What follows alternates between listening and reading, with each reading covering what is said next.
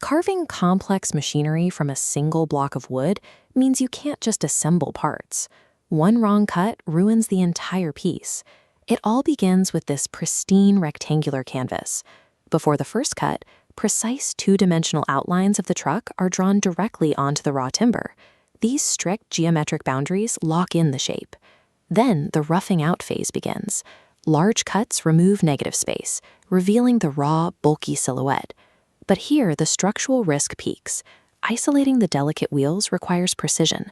Cut too deep, and you'll snap an axle, destroying the single-piece integrity. Surviving that means shifting to micro-detailing. Using specialized hand tools, the master extracts intricate features directly from the rough form. Slowly, the cabin windows, side mirrors, and deep tire treads emerge from the grain.